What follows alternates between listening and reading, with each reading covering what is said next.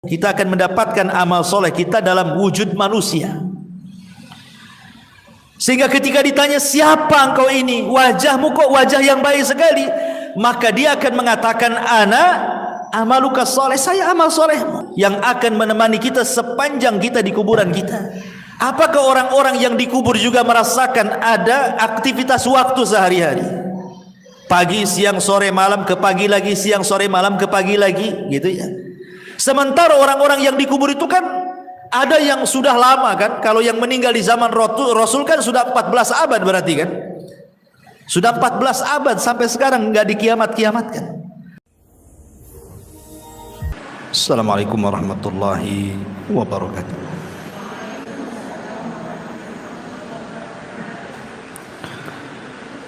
Alhamdulillah wassalatu wassalamu ala Rasulillah wa ala alihi wa sahbihi wa mawalah wa la hawla wa la quwata illa billahi wa ba'du. Alhamdulillah, segala puja dan puji hanya milik Allah subhanahu wa ta'ala. Salawat dan juga salam kita hadiahkan kepada Rasul kita Nabi besar Muhammad sallallahu alaihi wa ala alihi wasallam. Pembahasan di pagi hari ini, insyaallah kita akan membahas seputar renungan kematian. Dan ini pembahasan seputar alam barzah, dari mulai kematian, kemudian masuk ke alam barzah. Di sana ada himpitan kuburan, fitnah kubur, azab kubur, kemudian juga apa saja yang bisa menyelamatkan kita dari azab kubur, kemudian amal-amal apa saja yang bermanfaat bagi si mayat, dan begitu seterusnya. Ma'asyiral muslimat yang dimuliakan Allah subhanahu wa ta'ala, Allah subhanahu wa ta'ala berfirman, kullu nafsin dha'iqatul maut. Setiap jiwa itu pasti mengalami kematian. Siapapun manusianya, bahkan para nabi sekalipun disentuh dengan kematian. Walaupun ada diperselisihkan seperti Nabi Ilyas, apakah dia masih hidup, kemudian Nabi Khidir, apakah dia masih hidup, tapi pendapat yang kuat wallahu a'lam bahwa mereka juga sudah meninggal, kecuali yang dikecualikan Allah, Isa ibnu Maryam. Karena memang Allah subhanahu wa ta'ala yang berfirman bahwa Isa itu belum meninggal. Tetapi semua manusia pasti meninggal. Hatta Isa sekalipun akan meninggal. Makanya ketika para ulama membahas kenapa Nabi Adam alaihi salatu wassalam diturunkan dari sorga ke bumi, supaya mengalami kematian. Sebab kalau Adam tetap di sorga, Adam tidak akan mengalami kematian. Karena sorga itu darul khulud, tempat memang dikekalkan di situ. Makanya Adam supaya disentuh dari kematian, hikmahnya adalah diturunkan dia dari sorga ke bumi. Makanya Adam pun disentuh dengan kematian, dan seluruh anak turunannya juga disentuh dengan kematian. Apalagi kematian itu kan sesuatu yang sudah ditakdirkan. Setiap manusia itu sudah ada takdirnya. dan semakin jauh periode Adam sampai ke umat Rasul kita Muhammad sallallahu alaihi wasallam, maka usia manusia juga semakin pendek. Terlebih Nabi sallallahu alaihi wasallam membatasi dengan kalimat a'maru ummati bainas sittina was-sab'in.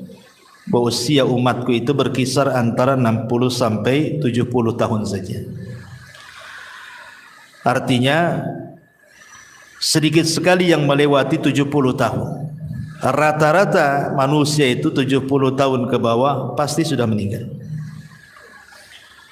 Makanya hati-hati nih kalau sudah 50, 60 ya siap-siap aja ya. Karena Rasul membatasi masalahnya. Kalaupun lewat maka patut disyukuri. Karena Nabi SAW mengatakan sebaik-baik manusia itu yang panjang umurnya dan baik amalannya. Maka kalau dilewatkan 70 tahun berarti harus dijaga amalannya. Bicara tentang kematian, kita tahu bahwa di antara arkanul kiamah, rukun-rukun kiamat itu atau rukun-rukun hari akhir itu, salah satunya adalah al-maut, kematian. Makanya Nabi SAW mengatakan, idza mata ahadukum qamat qiyamatuh. Kalau seandainya salah seorang di antara kalian itu meninggal, berarti telah tegak kiamat padanya. Kiamat itu maksudnya kiamat besar itu pasti terjadi. Sebagaimana kematian juga pasti berlaku. Tetapi dari dua perkara ini yang jelas-jelas adalah kematian. Yang pasti itu pasti adalah kematian. Sebab kiamat besar itu belum pasti kapan terjadinya. Karena Nabi SAW sendiri ketika ditanya oleh malaikat Jibril kapan kiamat, Rasul tidak jawab kan. Rasul hanya mengatakan mal mas'ulu anha bi'a'lama minas sa'il. Orang yang ditanya tidak lebih paham daripada orang yang bertanya. Maknanya Rasul dan Jibril sama-sama tidak tahu kapan kiamat. Tapi kalau kematian itu sudah kepastian. Kenapa? Karena Rasul sudah membatasi umur. Antara 60 sampai 70 tahun, sedikit yang melewati itu kata Nabi. Lah dari sini karena kematian jauh lebih pasti dibandingkan kiamat, maka sudah selayaknya manusia itu punya persiapan. Apa persiapannya? Tentu tidak lain dan bukan taqwallahi azza wa jalla, bertakwa kepada Allah subhanahu wa ta'ala. Ma'asyiral muslimat yang dimuliakan Allah subhanahu wa ta'ala, ada hadis yang panjang sekali. Hadis ini dari Bara bin Azib radhiyallahu anhu. Jadi suatu ketika Nabi SAW itu bersama para sahabat sedang hendak menguburkan salah satu jenazah. Tetapi ketika itu yang menggali lubang belum selesai menggali lahat, sehingga Rasul saat-saat menanti penggalian lahat itu, Rasul mengumpulkan para sahabatnya kemudian berceramah seputar dicabutnya ruh mukmin dan kafir. Lah Nabi SAW kemudian menjelaskan, adapun ruhnya seorang mukmin, kata Nabi SAW, maka akan dicabut dimulai dari jari jemari kaki dan juga tangan. Jadi ruh itu tercabut dari jari jemari dulu, kemudian naik ke atas sampai kemudian di tenggorokan. Lah apabila ruh itu sudah berkumpul di tenggorokan, maknanya ruh tidak mungkin dikembalikan. Kalau ruh sudah sampai di tenggorokan, ruh tidak mungkin dikembalikan lagi ke badannya. Inilah isyarat firman Allah subhanahu wa ta'ala, hatta idza balagatit taraqi wa qila man rabb. hatta idza balagatit taraq, sampai ketika ruh itu di tenggorokan. Maka Allah katakan apa? Wakila man raq, siapa yang bisa meruqyah dia? Maksudnya mengembalikan ruh ke dalam jasadnya gitu. Tidak ada. Dari sini Rasul mengatakan bahwa tobat seorang hamba tertutup dan tidak ada guna apabila ruh sudah sampai di tenggorokan.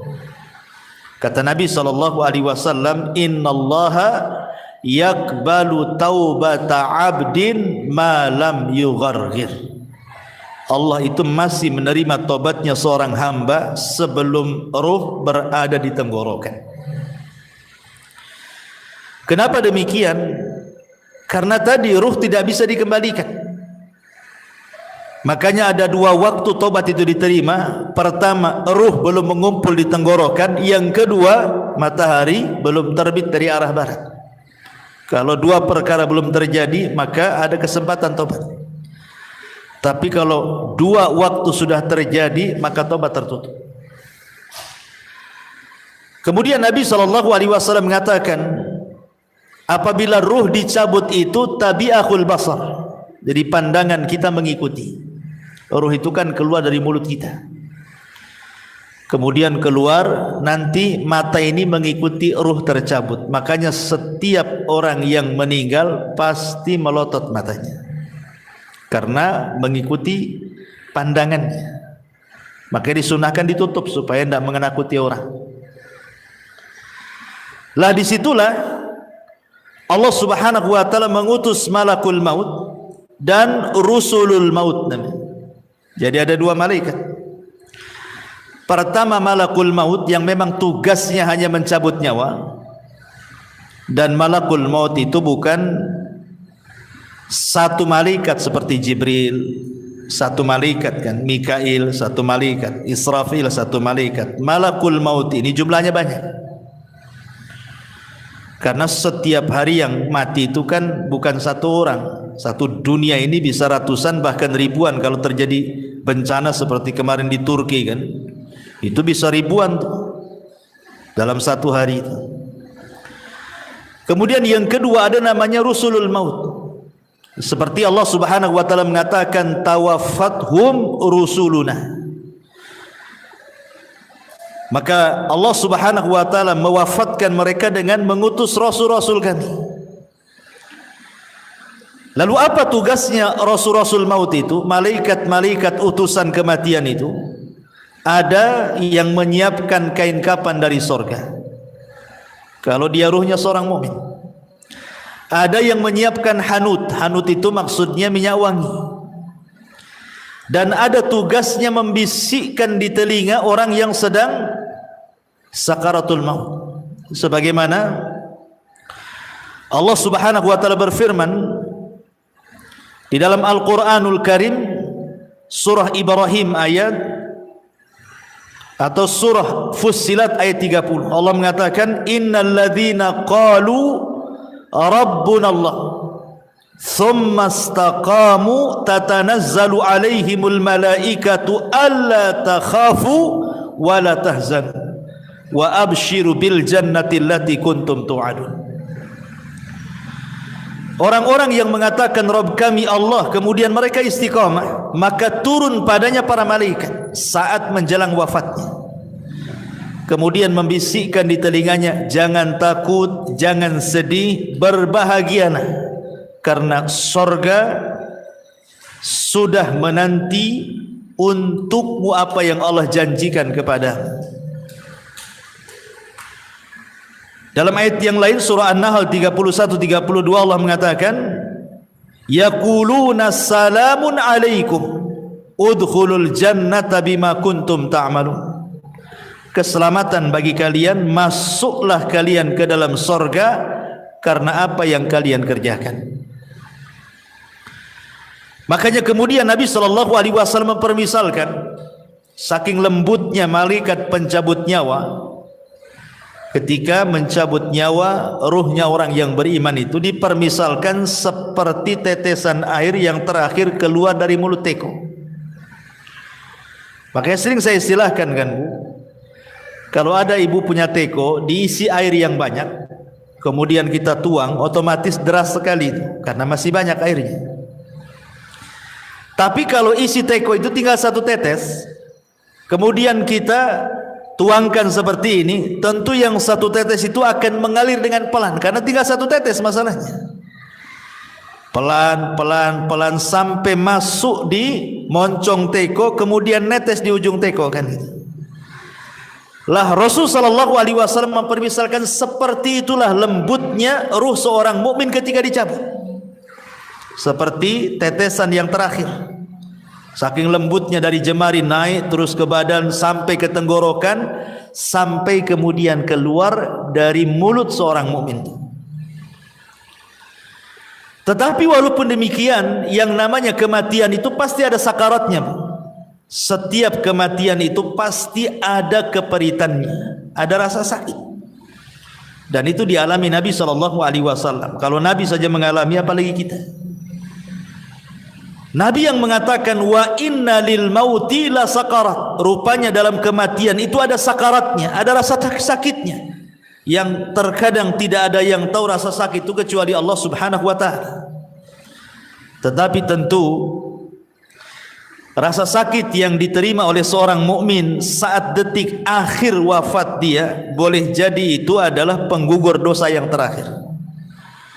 Boleh jadi rasa sakit yang dialami di dia itu adalah penggugur dosa terakhir dia. Artinya sebuah kebaikan, bukan sebuah keburukan. Tapi rasa sakit yang dialami orang kafir, munafik, fasik boleh jadi awal azab bagi dia. Terkadang kita bisa melihat ada orang koma itu berbulan-bulan disiksa oleh Allah Azza wa Jalla karena dosanya, kan itu. Tapi ada orang mati itu rasanya enak nengoknya gitu. Senyum, bisa mengucapkan kalimat la ilaha illallah, tahu-tahu sedang sujud meninggal, tahu-tahu sedang ibadah meninggal, tahu-tahu baca Quran pula dia meninggal, kan. Macam-macam orang meninggal. Tapi yang jelas bahwa ketika tugas malaikat maut hanya mencabut ruh itu saja selesai, maka yang bertugas selanjutnya adalah siapa? Rusulul maut. Diletakkan ruhnya di kain kafan dari sorga, kemudian dibaluri minyak wangi dari sorga, kemudian dibalut, yang subhanallah dijelaskan dalam hadis itu bau minyak wangi dari sorga itu membumbung sampai ke langit, sehingga semua para malaikat di langit itu bertanya, itu ruhnya siapa itu? Maka malaikat yang bertugas membawa ruh ini naik ke langit akan menyebutkan nama terbaik yang disukai dia ketika di dunia. Ruhnya fulan ibnu fulan. Makanya penting orang punya nama baik itu. Maka ketika ruh itu naik ke langit, disinilah Allah Subhanahu wa taala memberikan kemuliaan kepada ruhnya seorang mukmin dengan menyuruh para malaikat penjaga langit itu untuk membuka pintunya, karena langit itu kan punya pintu. Jadi naik ke langit pertama dibuka pintunya, naik ke langit kedua dibuka pintunya, ketiga, keempat, sampai ketujuh, sampai melewati langit ketujuh. Entah sampai mana wallahu alam, tidak dijelaskan, tapi yang jelas kemudian Allah Subhanahu wa taala berfirman kepada ruhnya seorang mukmin ini, letakkan kembali ruh kepada jasadnya, kemudian naikkan catatannya fil illiyin. Artinya ruhnya seorang mukmin itu akan berjumpa dengan Allah. Dan perjumpaan kita dengan Allah itu di 4 tempat, kan sudah saya jelaskan. 2 di dunia dan 2 di akhirat. 2 di dunia, yang pertama saat solat. Itulah saat perjumpaan kita dengan Allah. Sebenarnya saat solat itu adalah saat perjumpaan kita dengan Allah. Karena Allah yang mengatakan, wa innaha lakabiratun illa 'alal khashiin. Solat itu berat kecuali bagi orang-orang yang khusyuk. Kemudian Allah tafsirkan dalam Al-Quran, siapa orang-orang yang khusyuk itu?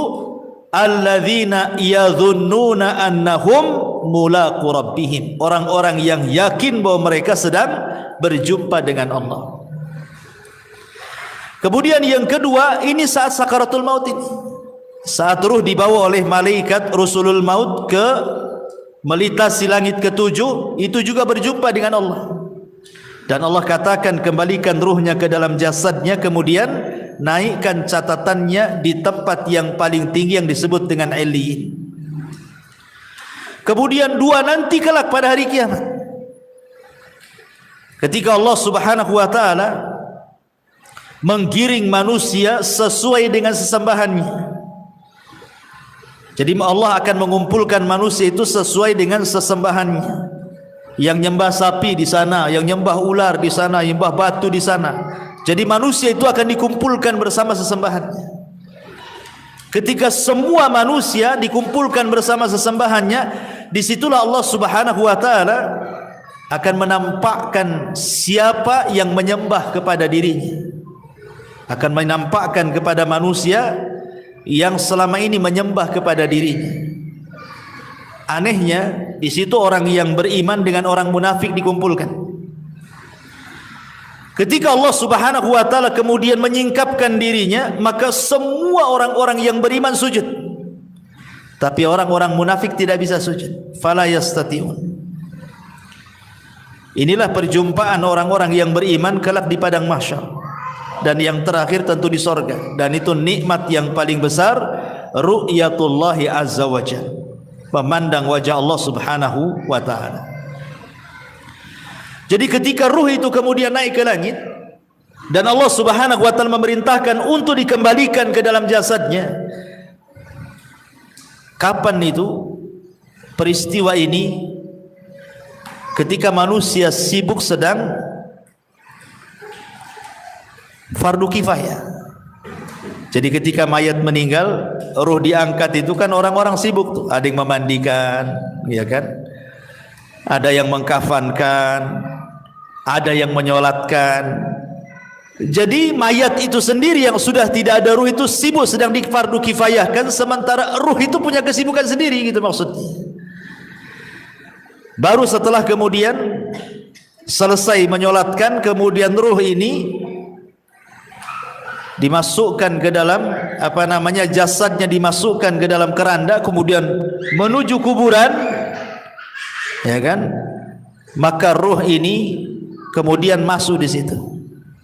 Kalau ruhnya orang-orang yang beriman, maka akan bicara, qaddimuni qaddimuni, segerakan aku katanya. Jadi ketika berada di atas kendaraan itu, keranda itu, maka ruhnya orang yang beriman itu yang masuk ke dalam jasadnya, dia akan bicara, tapi tidak ada yang mendengar. Ya, walaupun mungkin suaminya, istrinya, ayahnya, anaknya, nggak ada yang mendengar. Walaupun dia teriak-teriak qaddimuni qaddimuni gitu, segerakan aku. Tapi kalau ruhnya orang kafir, ruhnya orang munafik, ruhnya orang-orang fasik, dia akan berteriak-teriak, celaka kalian, celaka kalian. Ya wailaha aina tadhhabun, celaka kalian, mau dibawa kemana aku ini, katanya. Ini kalau ruhnya orang jahat nih, mereka akan mengatakan, ya wailaha aina tadhhabuna biha, hendak dibawa kemana aku ini. Subhanallah. Kata Nabi SAW, yasma'u sautuha atau yasma'u sautaha kullu syai'in, segala sesuatu mendengar teriakannya, illal ins, kecuali manusia. Manusia tidak mendengar. Jadi ketika ruh sudah menyatu dengan jasadnya, kemudian dibawa ke arah kuburan dan hendak dikuburkan itu, dia berteriak-teriak. Binatang mendengarnya, semua makhluk mendengarnya, kecuali manusia dan jin tidak bisa mendengar. Tetapi kalau ruhnya orang baik, tadi saya katakan apa? Dia akan mengatakan qaddimuni qaddimuni, segerakan aku katanya. Subhanallah kan? Justru senang orang-orang yang beriman itu suruh disegerakan. Dari sini Nabi SAW mengatakan apa? Asri'u bil janazah, segerakan kalian memfardu kifayahkan jenazah. Kenapa demikian? Wa in taku salihatan fa khairun tuqaddimuna. Kalau memang ini orang baik, maka anda sudah berlaku kebaikan kepada orang ini dengan menyegerakan. Wa in taku ghaira dzalik, tapi kalau tidak demikian, maksudnya dia orang jahat, fasyarrun tadhauna fi riqabikum, itu sama saja meletakkan keburukan di rumah kalian. Maka segerakan, mau orang baik segerakan, mau orang jahat segerakan. Kalau orang baik berarti kebaikan bagi si mayat, kalau orang jahat sama saja meletakkan kejahatan di rumah. Maka segerakan. Dan si mayat juga ngomong begitu, qaddimuni, segerakan aku, katanya. Tapi kalau orang jahat dia mengatakan, ya wailaha aina tadhhabuna biha, mau dibawa kemana aku, katanya. Akhirnya kemudian ketika betul-betul sudah dimasukkan ke liang lahat, si mayat ini sempat mendengar suara terompah. Orang-orang yang mengantarkannya itu masih mendengar dia. Sampai ketika sayup-sayup semakin jauh karena meninggalkan dia. Ketika sudah les, sudah enggak ada suara lagi, maknanya dia sudah ditinggal. Dari sini kata Nabi SAW, yang pertama kali meninggalkan si mayat itu apa? Hartanya. Yang pertama kali meninggalkan si mayat itu hartanya, baru setelah itu keluarganya. Makanya Nabi SAW mengatakan dalam sebuah hadis seperti itu. Jadi yang pertama berpisah dari si mayat itu hartanya dulu. Coba sekaya apapun orang mati itu, kalau dia sudah meninggal, tetap saja kain kafannya yang murah, kan gitu. Walaupun dia miliarder sekalipun, tetap saja kain kafannya yang murah, yang putih. Tidak ada juga orang kaya dikafani dengan kain kafan yang mahal, kan. Dari sini hartanya terputus. Percuma punya uang tapi juga tidak bisa digunakan.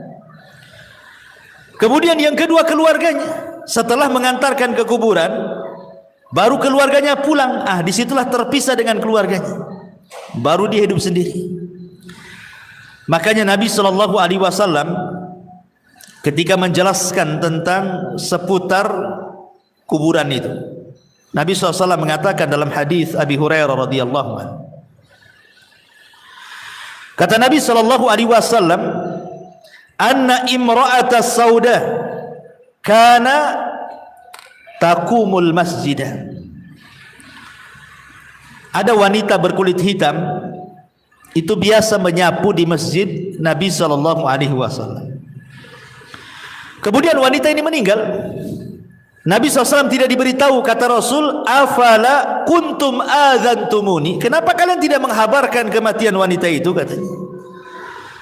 Maka Rasul mengatakan, duluni ala qabriha, kalau begitu tunjukkan di mana kuburan.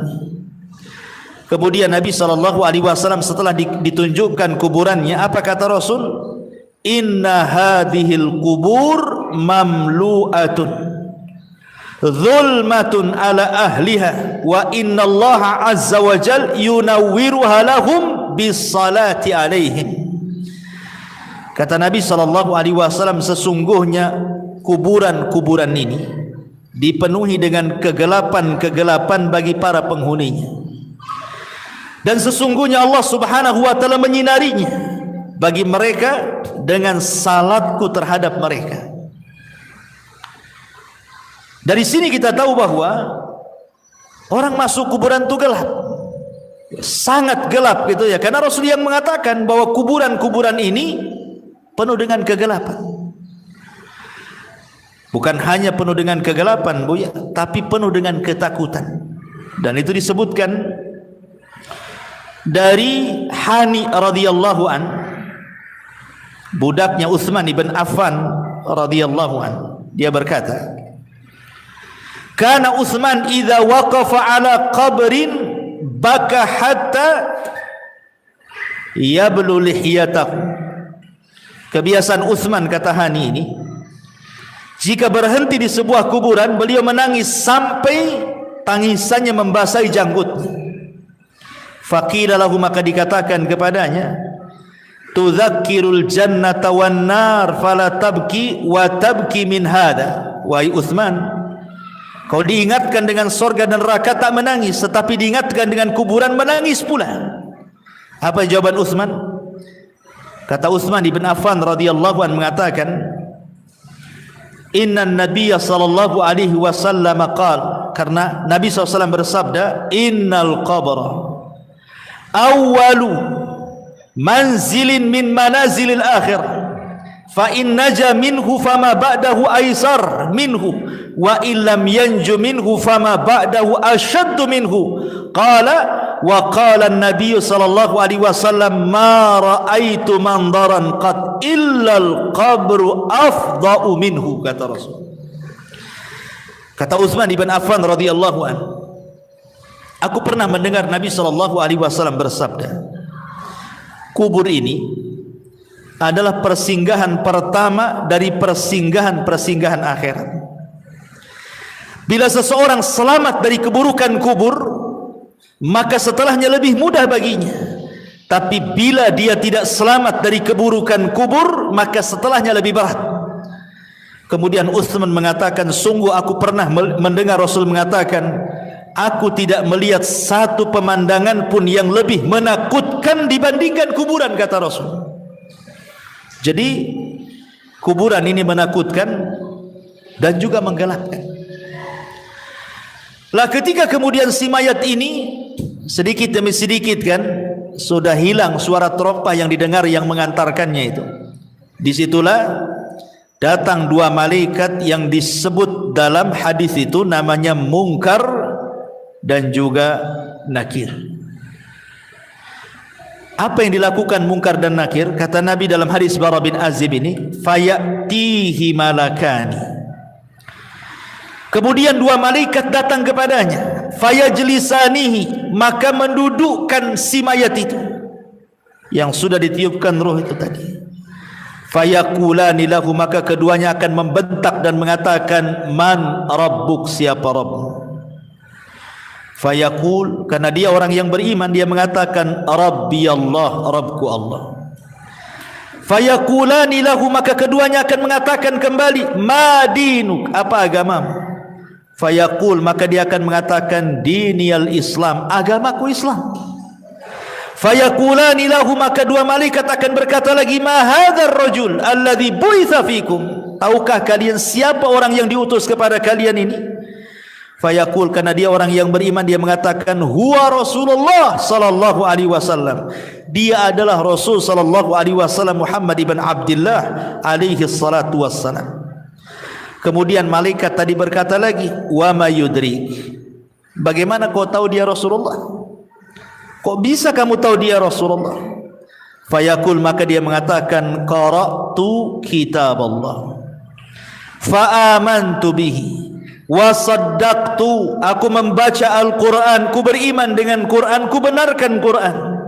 Fayunadi munadin fis sama, ketika dia bicara seperti itu, maka tiba-tiba ada penyeru dari langit, ang sadaqa abdi, hambaku telah benar, hambaku telah benar dengan jawabannya.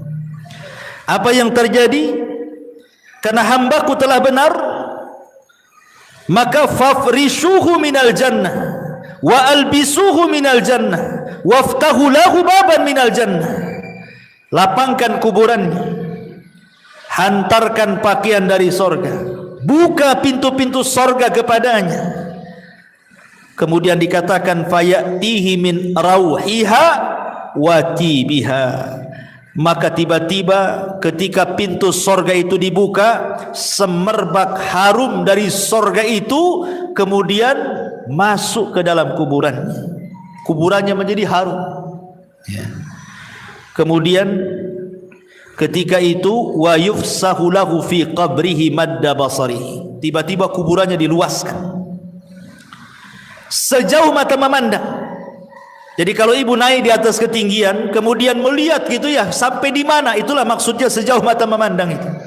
Tapi dalam riwayat yang lain diluaskan itu 70 hasta kali 70 hasta, luasnya kuburan itu diluaskan. Tentu ini alam gaib ya, bukan Bu? Karena sehebat apapun alat dunia, anggaplah dipasang CCTV sekalipun, ya tetap saja segitu. Coba saja taruh CCTV, pantaulah itu di CCTV itu. Apakah dia menyempit ataukah melebar, ya tetap saja segitu kan. Artinya bahwa alam kubur ini bagian daripada alam gaib. Kenapa kita tidak tahu dan kita tidak bisa memprediksi kan bahwa kuburan ini meluas atau menyempit? Karena antara alam dunia dan alam kubur itu ada namanya barzah. Maka disebut alam barzah. Barzah itu tembok penghalang antara alam dunia dan alam kubur itu. Makanya Allah mengatakan dalam Al-Quran itu bahwa di situ terdapat barzakhun ila yaumil yub'atsu. Ada barzah pemisah antara dunia dan alam kubur sampai hari dibangkitkan. Ma'asyiral muslimat yang dimuliakan Allah Subhanahu wa taala, apa yang terjadi setelahnya? Setelah kuburannya diluaskan sejauh mata memandang, subhanallah, wa ya'tihi rajulun hasanul wajhi. Tiba-tiba datang seseorang indah pakaiannya, hasanul thiyab, indah wajahnya, hasanul wajhi, indah wajahnya, hasanul thiyab, indah pakaiannya, tayyibur rihi, sangat harum baunya. Fayaqul, dan dia mengatakan, abshir billadhi yasurruka hadha yaumuka alladhi kunta tu'ad. Kemudian orang ini mengatakan, berbahagialah, berbahagialah katanya, dengan apa yang menyenangkan dirimu, inilah hari yang engkau tunggu selama ini katanya. Kemudian dia mengatakan, si mayat ini, man anta, siapa kamu? Fawajhukal wajhu yaji'u bil khairi, aku lihat wajahmu mendatangkan kebaikan. Siapa kamu ini? Sudah berbuat baik menemani aku di kuburan ini gitu ya. Fayaqul, maka dia mengatakan, ana amalukas salih, sayalah amal saleh, sayalah amal salehmu. Dalam riwayat, ketika dia mendapatkan kebaikan itu, maka orang ini mengatakan di hadapan si mayat yang beriman itu, nim naumatal arush, kalau begitu tidurlah engkau layaknya pengantin baru. Jadi disuruh tidur, sehingga ketika dia tidur dia mimpi dengan mimpi yang indah. Itulah disebut nikmat kubur ya. Mimpi sangat indah sekali, sehingga tanpa kemudian disadar, tahu-tahu kiamat pula dibangkitkan. Ketika kiamat dibangkitkan itulah, maka orang yang baik ini kemudian memberitahu bahwa Israfil akan meniupkan sangkakalanya. Kemudian orang ini mengatakan, siapa kamu ini sebenarnya? Maka orang baik ini mengatakan, ana amalukas saleh, sayalah amal solehmu. Maksudnya sayalah solatmu, sayalah puasamu, sayalah zakatmu, sayalah silaturahimmu, sayalah ibadahmu. Jadi ibadah itu akan menemui kita di kuburan, sebagaimana kita akan menjumpai Allah Subhanahu wa ta'ala di 4 tempat yang saya jelaskan. Kita juga akan menjumpai amal soleh kita di 4 tempat juga sama, 2 di dunia, 2 di akhirat kan itu ya. Adapun di dunia kita bisa rasakan amal soleh kita kan. Ibu kalau hari-hari ngaji seperti ini kan tambah itu kan iman kita itu rasanya itu mau ibadah itu semangat, itu artinya kita mendapatkan amal soleh kita di dunia itu ada pengaruhnya. Sebagaimana orang maksiat kan ada pengaruhnya bukan? Futur, malas gitu ya kan. Maka amal soleh juga kita bisa dapati gitu ya, dengan semangatnya kita beribadah. Karena iman dalam definisi ahli sunnah itu yazidu bitta'ah, bertambah karena ketaatan. Kita bisa rasakan itu. Kemudian yang kedua, di sini dalam kuburan ini kita akan mendapatkan amal soleh kita dalam wujud manusia. Sehingga ketika ditanya, siapa engkau ini? Wajahmu kok wajah yang baik sekali. Maka dia akan mengatakan, ana amalukas soleh, saya amal solehmu. Artinya kita akan mendapatkan amal soleh kita kan di kuburan ini dalam bentuk manusia yang akan menemani kita sepanjang kita di kuburan kita. Sehingga sebagian para ulama ketika membahas apakah orang-orang yang dikubur itu bisa merasakan perjalanan waktu, sama dengan kayak ibu kita sekarang kan bisa kita merasakan perjalanan waktu kan Bu ya, pagi aktivitasnya apa, siang aktivitasnya apa, sore apa, malam apa, besok pagi lagi kan bisa kita merasakan aktivitas waktu itu berjalan kan itu ya. Ya, hari, minggu, bulan, tahun, kita bisa merasakan. Pertanyaannya, apakah orang-orang yang dikubur juga merasakan ada aktivitas waktu sehari-hari? Pagi, siang, sore, malam, ke pagi lagi, siang, sore, malam, ke pagi lagi, gitu ya. Sementara orang-orang yang dikubur itu kan ada yang sudah lama kan. Kalau yang meninggal di zaman Rasul kan sudah 14 abad berarti kan. Sudah 14 abad sampai sekarang nggak dikiamat-kiamatkan.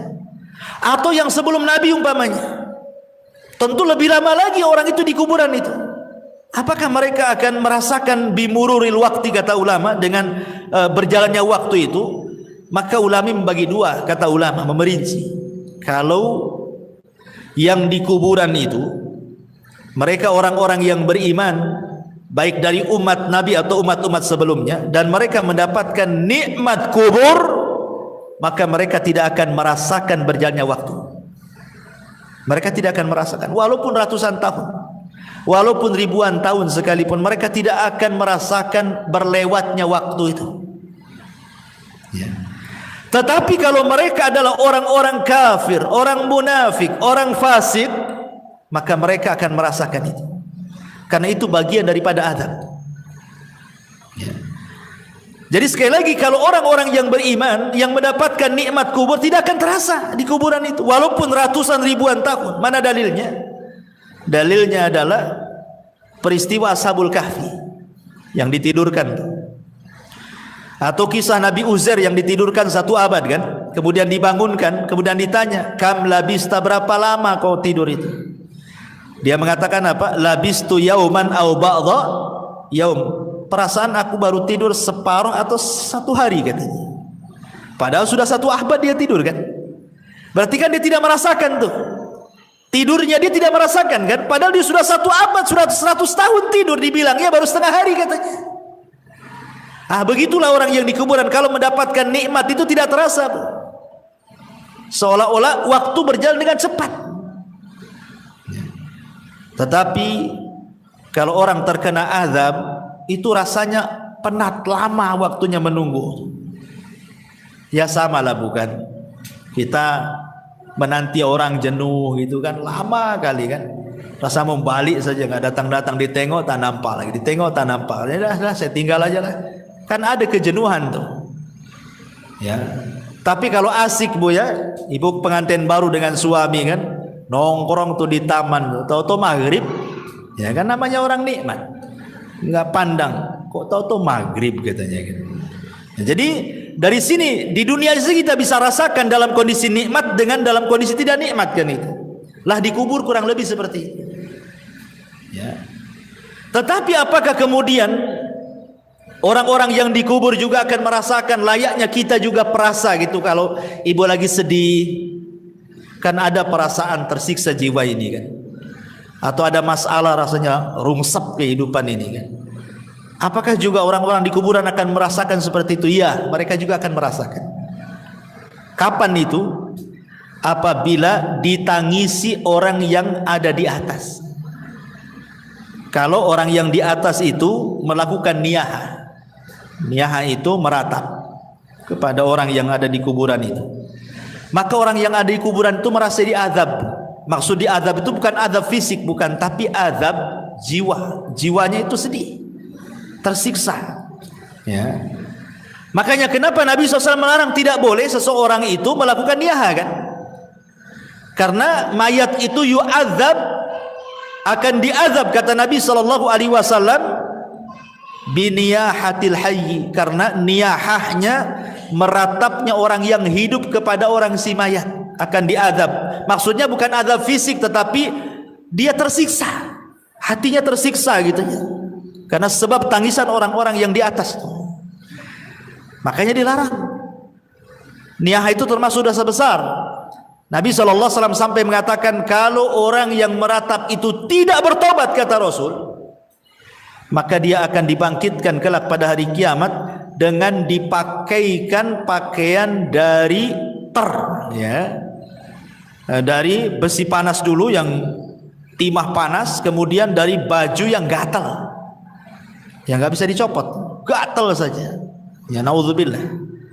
Jadi mereka pun akan merasakan apa namanya ya, bahasa kitanya rusak tuh ya, hatinya itu nggak tenang disebabkan tangisan orang-orang yang di atas kuburan. Makanya tidak boleh kalau ada orang yang meninggal, ikhlaskan saja. Kalau menangis, menangislah sebagai tangisan rahmat karena kesedihan, bukan karena menolak takdir.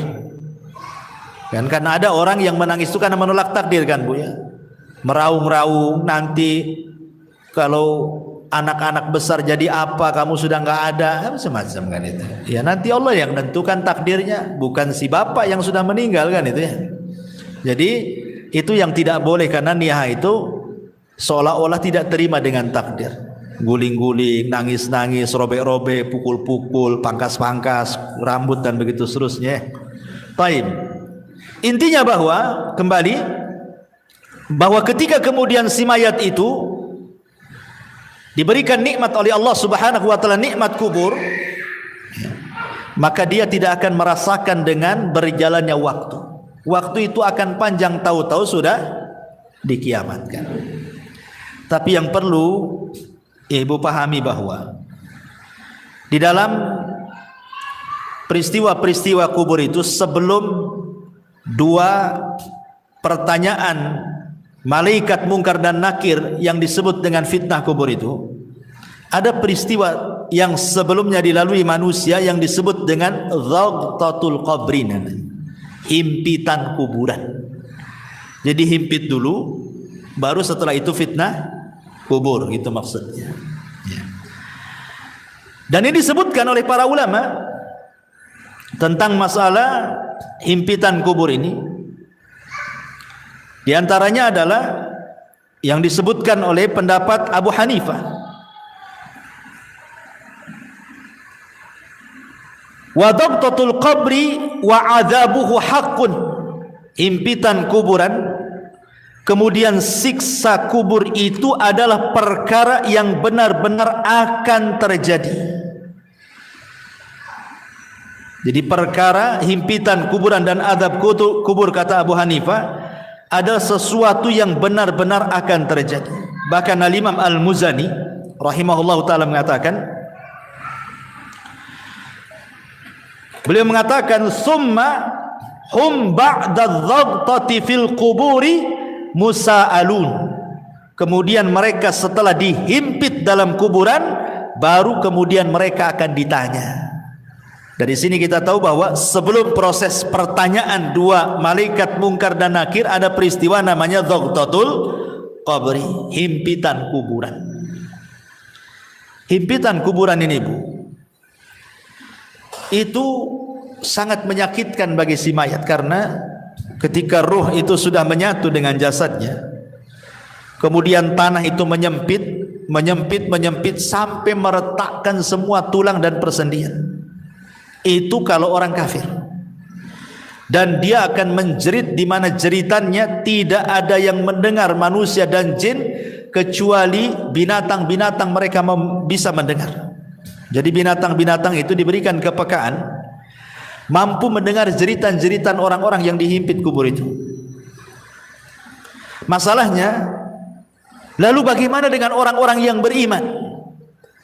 Maka ulama menjelaskan bahwa himpitan kuburan bagi orang-orang yang beriman itu tidak sebagaimana himpitan kubur bagi orang-orang kafir, munafik ataupun orang-orang fasik. Maksudnya apa? Maksudnya himpitan orang yang beriman itu layaknya seorang ibu sedang memeluk anaknya. Jadi kalau ada anak bayi ibu peluk gitu ya, seperti itulah seorang mukmin ketika dihimpit oleh kuburan. Jadi tanah itu seolah-olah ibu bagi kita, dan kita anak dari tanah itu. Jadi tanah itu menghimpit kita itu seperti seolah-olah ibu memeluk seorang bayi. Kenapa demikian? Sebab kalau seandainya himpitan itu meretakkan gitu ya, menyakitkan persendian, meretakkan tulang-tulang, tentu akan bercanggah dengan hadis-hadis. Seperti umpamanya Nabi SAW ketika didatangkan seorang bayi kemudian dikubur, kata Nabi SAW, kalau ada orang yang selamat dari himpitan kubur, tentu bayi ini kan selamat. Bayi ini salahnya apa? Kok dihimpit? Kan belum berbuat dosa kan? berarti himpitan bayi ini tidak akan mempengaruhi kepada bayi. Atau ketika Nabi SAW menceritakan tentang Sa'd bin Mu'adz, seorang pemimpin Aus, yang ketika meninggal itu kan bergegar arasnya, 70.000 malaikat turun mengantarkan jenazahnya. Kemudian Nabi SAW mengatakan, kalau ada orang yang selamat dari himpitan kubur, inilah orangnya, katanya. Maksudnya Sa'd bin Mu'adz. Tapi dia pun tak selamat. Berarti menunjukkan bahwa bukan himpitan kubur kepada Sa'd bin Mu'adz atau kepada bayi tidak akan sama dengan himpitan kepada orang-orang kafir. Ya, makanya ulama memberikan catatan, himpitan kuburan kepada orang-orang yang beriman layaknya seorang ibu memeluk bayinya dengan lembut. Jadi bukan sebuah siksaan gitu maksudnya, tetapi justru sebuah kabar gembira. Baru setelah himpitan baru namanya fitnah kubur, pertanyaan tadi ya. Baru setelah itu tergolong manusia kepada dua kelompok, bisa masuk pada nikmat kubur, bisa masuk kepada azab kubur. Ya.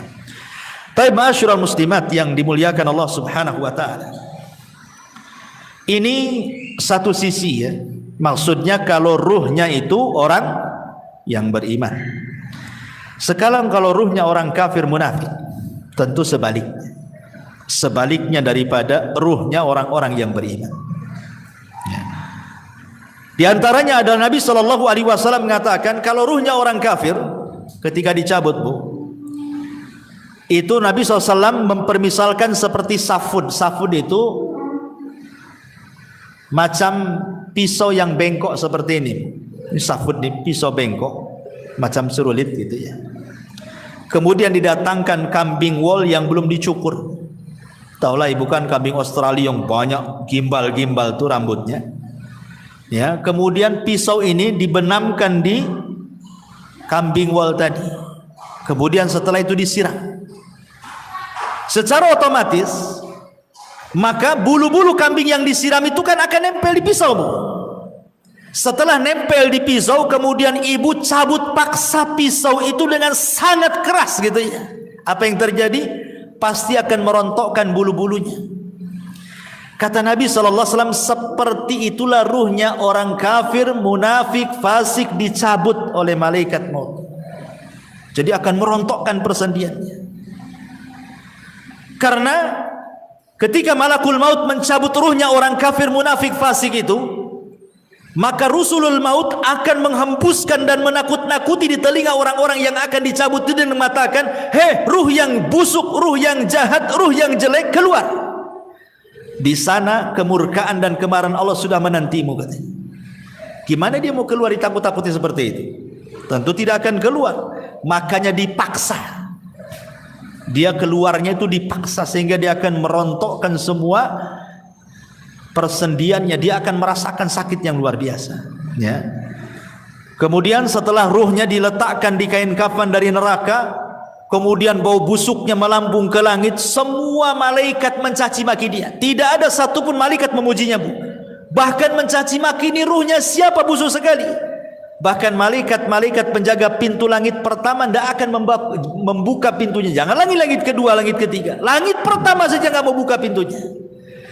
Dan Allah hanya mengatakan dari atas sana dan mengatakan, jatuhkan ruhnya ke dalam jasadnya, letakkan catatannya di bumi yang paling dasar yang disebut dengan sijin. Coba bayangkan, ruh itu dilempar, Bu, sama malaikat, tidak dihantar. Sehingga ketika ruh itu menyatu dengan jasadnya itu, ibarat ibu jatuh dari ketinggian tuh, gebuk gitu ya, gimana rasanya? Seperti itulah rasanya. Sehingga rasanya tulang ini patah semua. Karena yang merasakan sakit itu bukan jasad, Bu, ruh.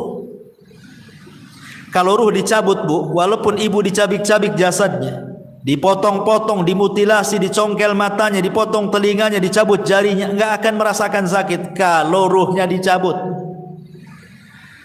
Tapi kalau ruhnya dikembalikan, itulah sakit yang dialami itu, bagaikan dia jatuh dari ketinggian, itu yang dia rasakan ya. Sudah itu pula kemudian tiba-tiba dihimpit kuburan gitu, retak semuanya kan. Sudah jatuh dari ketinggian, dihimpit dengan kuburan, makin retak semuanya lah. sedang dia merasakan sakit, tiba-tiba dibentak pula malaikat Munkar dan Nakir. Kayak apa tuh coba? Siapa Rabb? Siapa nabimu? Ya.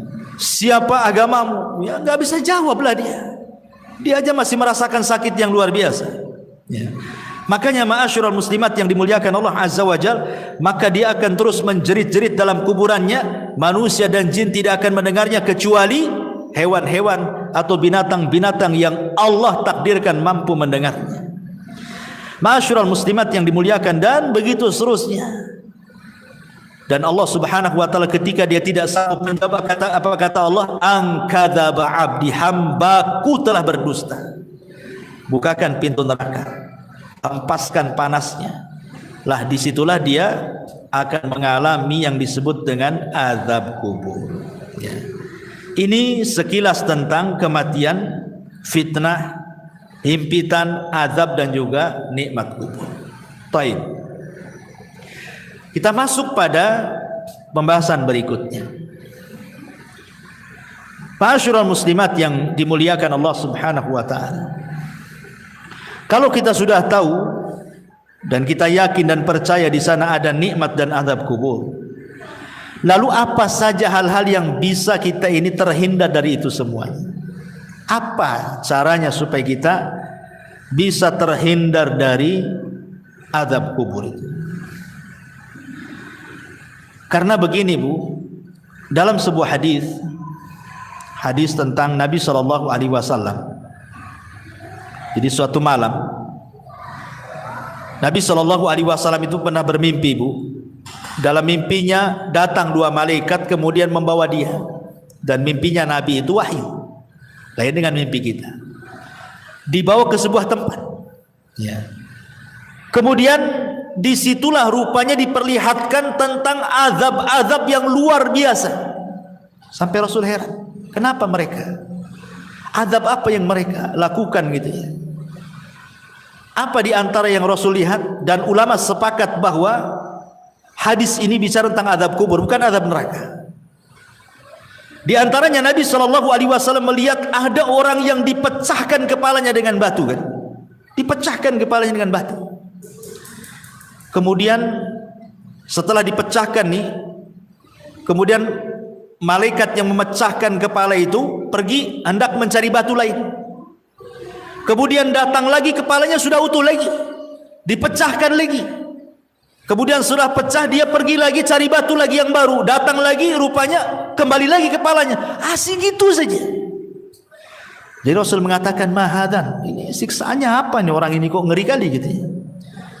Rupanya kemudian malaikat mengatakan bahwa siksaan orang ini karena ketika datang waktu sholat sengaja dia tidur.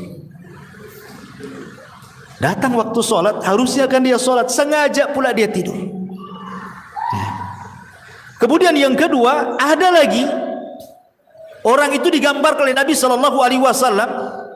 Subhanallah, orang ini kakinya di atas digantung, kepalanya di bawah. Kemudian di sampingnya ada orang bawa pisau bengkok, kemudian dimasukkan di mulutnya, kemudian dirobek sampai tengkuknya. Kemudian setelah itu dimasukkan di lubang hidungnya, dirobek sampai tengkuknya. Setelah robek ini dari hidung ke tengkuk, dari mulut ke tengkuk, kemudian dia mau mengambil sebelah kirinya. Ketika diambil sebelah kirinya, sebelah kanannya sudah kembali lagi. Ya. Kemudian dirobek dari sebelah kiri, mulut sampai ke tengkuk, hidung sampai ke tengkuk. Ketika pindah ke sebelah kanan, balik lagi ke semula gitu. Asik gitu saja. Sehingga Rasul mengatakan, kenapa orang ini? Maka kemudian malaikat ini mengatakan, karena ketika di dunia ini dia suka berdusta sampai dustanya itu membumbung ke ufuk katanya.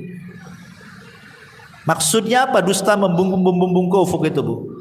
Maksudnya dusta membumbung ke ufuk itu maksudnya dustanya itu sampai menyebar kemana-mana. Dahulu orang berdusta menyebar itu kan sulit Bu. Pamannya kita mau berdusta, untuk menyebar di satu puskopkar ini agak sulit karena kan dari mulut ke mulut. Tapi kalau sekarang ini Kita nulis di medsos saja sebuah berita hoax, itu sudah menyebarkan satu dunia, bukan? Jadi hadis ini baru dipahami oleh para ulama, rupanya inilah yang dimaksud orang berdusta sampai membumbung ke ufuk itu. Sekali nulis kemudian langsung di-share, bukan hanya satu grup, satu dunia tahu. Inilah maksudnya berdusta membumbung ke ufuk ini. Naudzubillah, sekarang loh hari-hari orang berdusta semua orang lihat. Ya, maaf saya minum.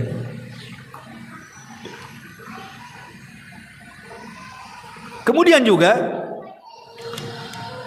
ada juga Nabi SAW melihatkan ada orang yang telanjang, tidak pakai baju dan tidak pakai celana, telanjang bulat, laki-laki dan perempuan rupanya berada di penggorengan kan, bejana, kemudian dibakar di bawahnya. Dia tidak bisa keluar dari bejana itu, kepanasan luar biasa. Ketika ditanya, rupanya mereka adalah para pezina. Kemudian Rasul melihat lagi ada danau semua darah, bukan air tapi darah. Jadi ada orang yang berenang di tengah itu, berusaha ke pinggir tidak bisa, karena setiap ke pinggir ada malaikat yang menyuapkan dengan batu. Akhirnya ke tengah lagi, ke pinggir disuapin batu lagi, ke tengah lagi, tersiksa orang ini. Ketika ditanya, rupanya mereka adalah para pemakan riba. Ya. Kemudian juga ada separuh jasadnya bagus, separuhnya jelek. Jadi jasad kesininya cantik, kesininya busuk gitu ya. Ada dua wajah gitu ya, dua badan, satunya jelek, satunya bagus gitu ya. Ketika kemudian ditanya siapa mereka, mereka lah yang mencampur adukan antara amal saleh dengan perbuatan jahat, mencampur adukan yang hak dengan yang batil. Ya. Kemudian ada juga kaum itu kukunya banyak gitu, kukunya itu dari nuhas, disebutkan dari besi. Kemudian dicakar-cakar oleh sendiri itu sampai terkelupas daging dari tulangnya itu dicakar sendiri. Rupanya ketika ditanya siapa mereka, kok bisa mencakar-cakar badannya sendiri sampai terkelupas daging dari tulangnya. Kemudian malaikat, merekalah orang-orang yang suka membicarakan aib orang lain. Ya, merekalah orang-orang yang suka membicarakan aib orang lain. Dan banyak lagi. Rasul menjumpai aneh-aneh siksaan orang-orang itu. Dan ulama mengatakan ini bukan siksaan neraka, ini siksa kubur. Apa penyebabnya coba? Penyebabnya banyak. Tadi sudah disebutkan di sini. Di antaranya orang yang tidur saat waktu sholat. Kemudian orang yang berdusta sampai membumbung ke langit. Kemudian orang yang makan riba, kemudian orang yang berzina, kemudian orang yang membicarakan aib orang lain alias ghibah. Ya. Itu semua adalah bagian daripada penyebab-penyebab azab kubur. Termasuk juga Rasul pernah lewat di sebuah kuburan. Rasul mendengar orang-orang itu diazabkan. Kemudian Rasul mengambil pelepah kurma, dibelah jadi dua, kemudian diletakkan di satu kuburannya, yang satunya satu kuburan. Kata Rasul, mudah-mudahan sebelum kering pelepah ini bisa meringankan azabnya kan. Kemudian sahabat bertanya, kenapa orang itu wahai Rasul? Kata Rasul, yang satu karena suka ngadu domba kan, itu namimah, sana sini ngompori orang. Yang satunya pula kalau dia cebok tidak bersih, dia tidak pernah menghindar dari membersihkan najis saat buang hajat kecil ataupun hajat besar. Ini naudzubillah ma'asyiral muslimat yang dimuliakan Allah Subhanahu wa taala. Ini adalah di antara penyebab-penyebab orang mendapatkan azab kubur. Taib, kalau ini penyebab-penyebabnya, lalu siapa orang-orang yang akan terhindar dari azab kubur itu? Pertama, orang yang terhindar dari azab kubur adalah orang-orang yang mati syahid. Dan itu berdasarkan hadis, ma balul mu'minin yuftanuna fi kuburihim illa syahid. Ya Rasulullah, mengapa kaum mukminin diuji dalam kuburan kecuali yang mati syahid? Maka Rasul mengatakan, kafa bi barikatis suyuf ala ra'si fitnah. Cukuplah kilatan-kilatan pedang di atas kepala mereka saat perang itu menjadi fitnah bagi mereka. Maka mereka tidak akan terkena fitnah kubur. Mereka tidak akan terkena fitnah kubur. Secara otomatis tidak akan dapat azab kubur. Kalau fitnah saya saja tidak dapat, tidak ditanya, berarti langsung mendapatkan nikmat kubur orang ini. Kemudian juga setiap orang yang meninggal sedang bertugas jaga di jalan Allah, mungkin di perbatasan negara Islam dengan negara kafir gitu, atau saat berperang dia menjaga tentara gitu. Kemudian juga meninggal di hari Jumat kalau dia orang soleh. Kalau dia orang baik, orang soleh, orang taat, Allah berikan kematiannya di hari Jumat. Kemudian juga orang yang soleh, yang baik, kemudian Allah berikan kematiannya dengan cara sakit perut.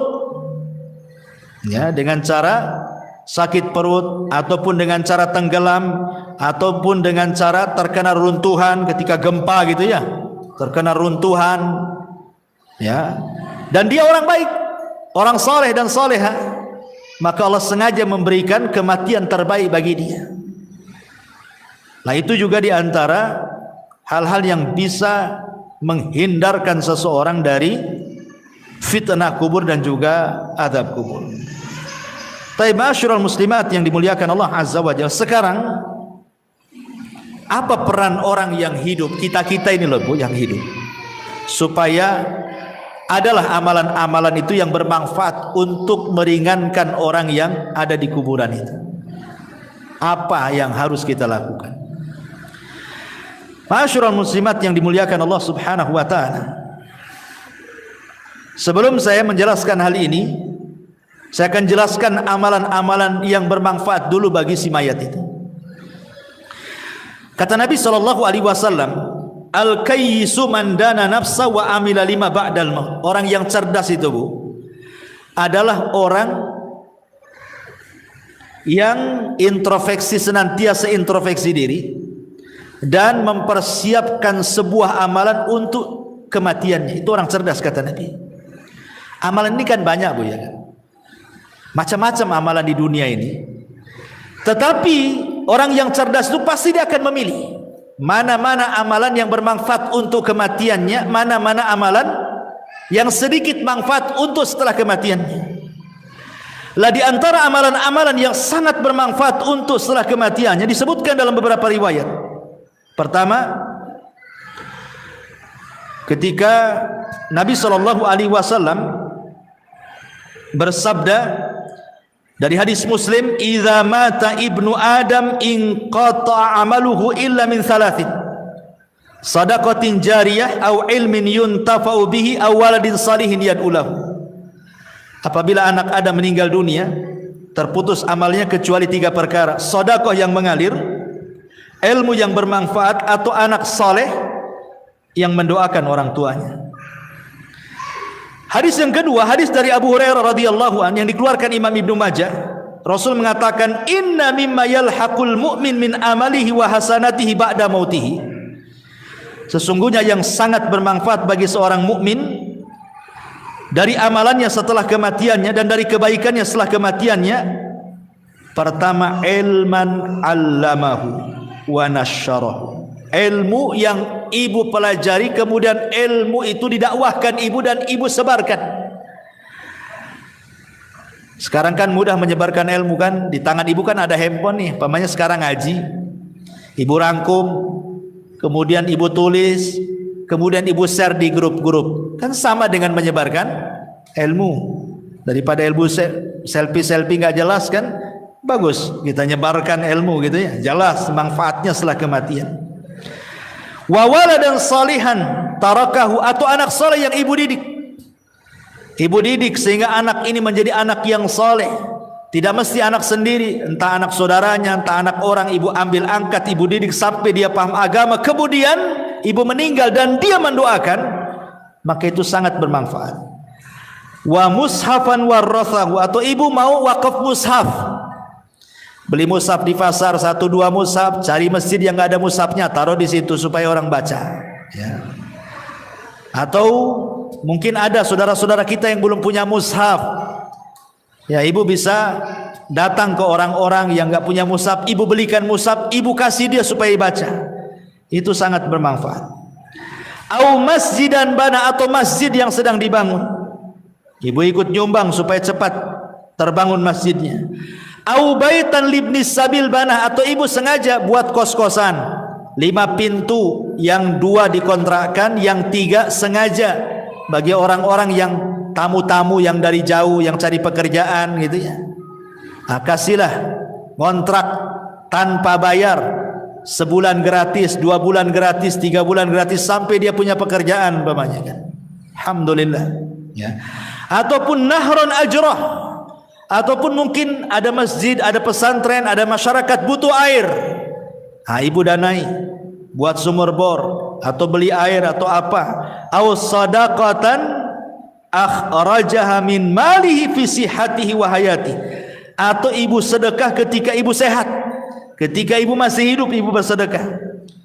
Yalhaquhu min ba'di mauti, itu bisa sampai setelah kematiannya. Ini amalan yang bermanfaat bagi si mayat. Kemudian juga hadis yang ketiga, hadis Jarir ibn Abdillah al-Bajali. Rasul mengatakan, man sanna sunnatan hasanatan, barang siapa yang berikan contoh terbaik, kemudian diikuti orang, kemudian diikuti lagi orang lain, akhirnya banyak mengikuti, maka dia akan mendapatkan pahala, dan pahala orang mengikutinya sampai pun dia sudah meninggal akan mengalir terus gitu. Ini juga memberikan contoh yang terbaik kepada orang lain. Termasuk juga adalah hadis juga, amalan yang paling baik selain daripada itu adalah doa, haji, umroh, dan begitu seterusnya ya. Ini diantara amalan-amalan ya. Lalu kita yang hidup, umpamanya ayah kita meninggal, ibu kita meninggal, suami atau istri atau siapalah dari orang yang kita cintai meninggal, bagaimana cara membahagiakan mereka?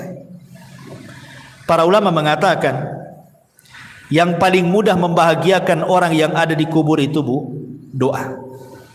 Itu yang paling mudah.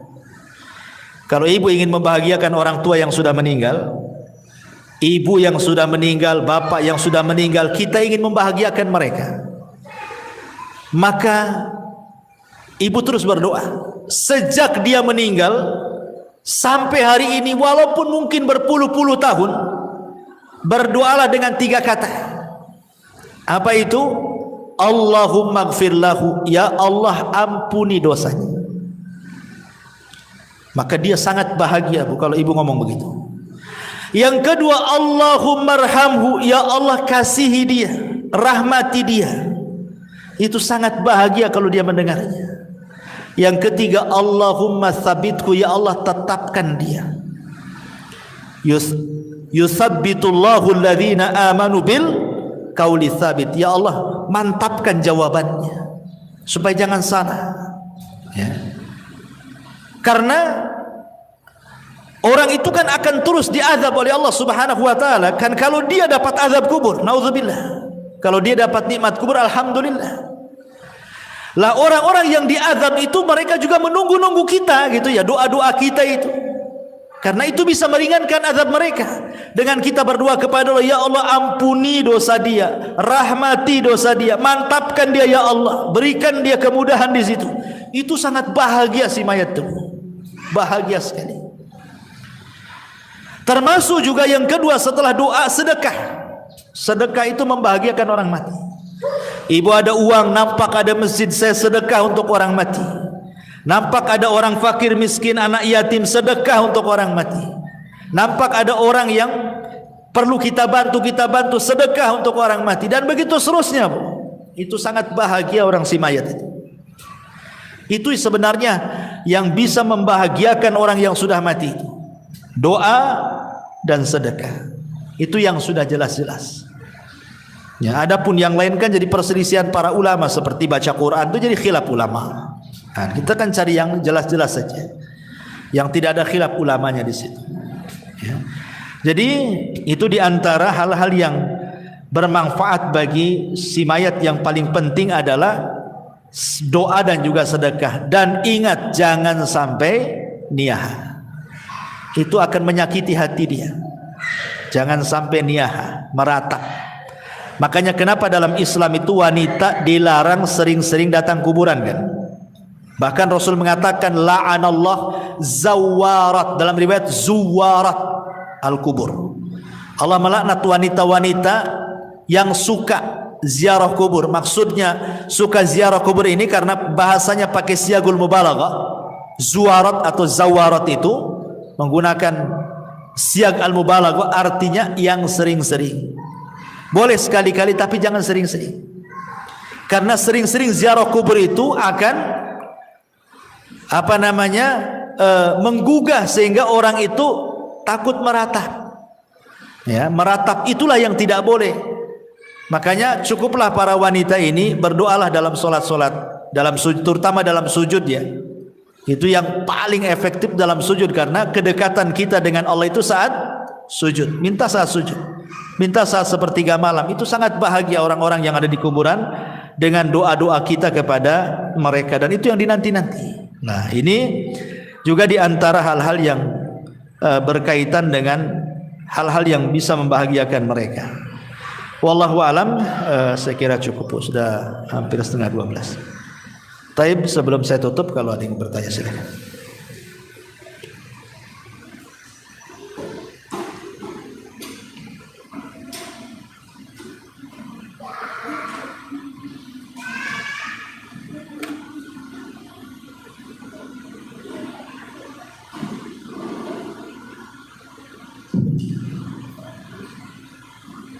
Assalamualaikum warahmatullahi wabarakatuh. Waalaikumsalam warahmatullahi wabarakatuh.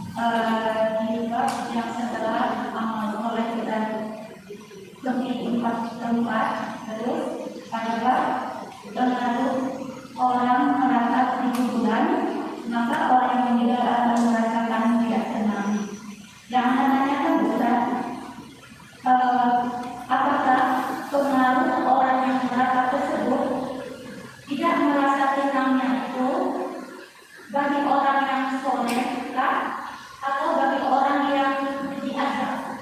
Maksud anak, apakah orang yang soleh merasakan juga ketika ada keluarganya yang mengalami beliau tersebut?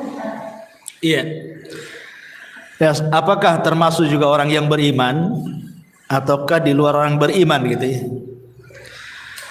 Kalau kita melihat hadis-hadis tentang masalah larangan niyahah, Bu, itu umum. Ya, sangat umum. Seperti Nabi SAW mengatakan isnatani fin nasi huma bihi kufrun. At-ta'nu fin nasabi wan niyahatu 'alal mayyit. Dua perkara kalau terjatuh maka jatuhlah dalam kekufuran. Salah satunya adalah mencela nasab dan meratap orang mati. Kemudian di dalam hadis Nabi SAW mengatakan bahwa sebab di antara azab kubur itu, maksudnya si mayat itu merasa tersiksa dengan azab itu adalah biniyahatil hayy, karena ratapan orang yang hidup. Jadi di sini tidak dicerita orang yang ada di kubur, tapi cerita orang yang meratap. Berarti siapapun orang yang dikubur, apakah dia orang soleh, apakah dia orang baik, kalau diratapi gitu ya, maka dia akan tersiksa hatinya. Ingat, tersiksa hatinya bukan tersiksa badannya ya.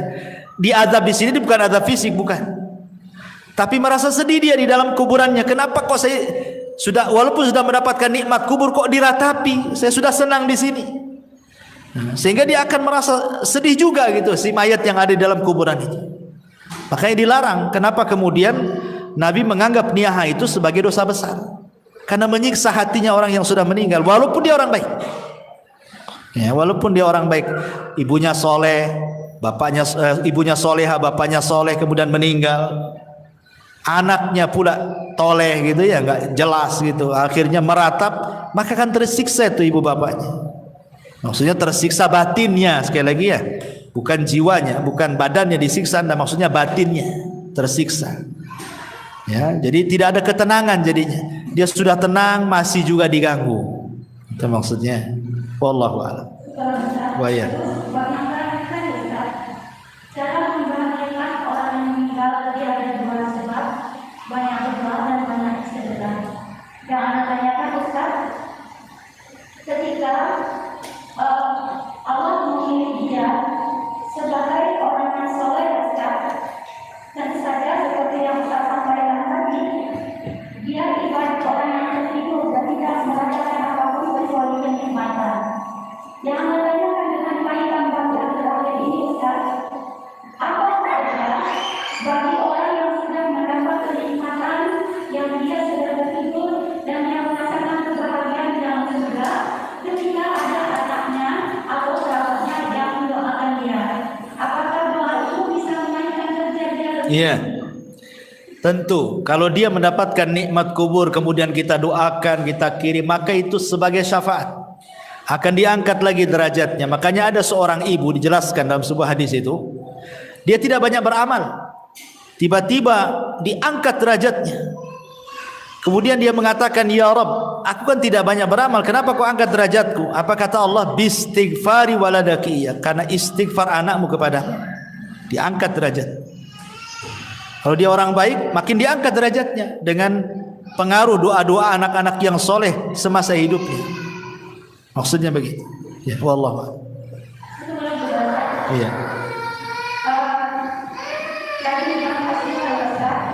Ketika orang-orang yang meninggal tersebut, Allah sudah menentukan ketika dia beramal soleh, itu kan sudah diutus dua malaikat dan dua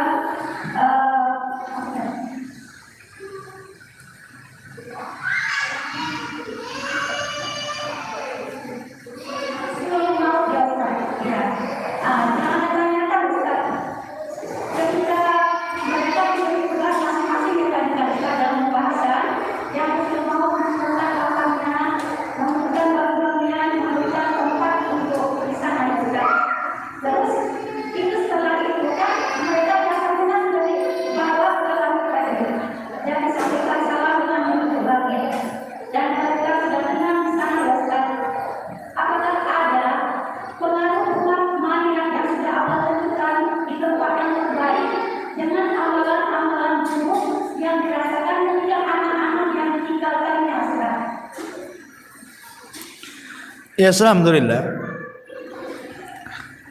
Kalau dia orang baik, kemudian anak-anaknya tidak baik, itu kan disebabkan karena apa dulu ya kan?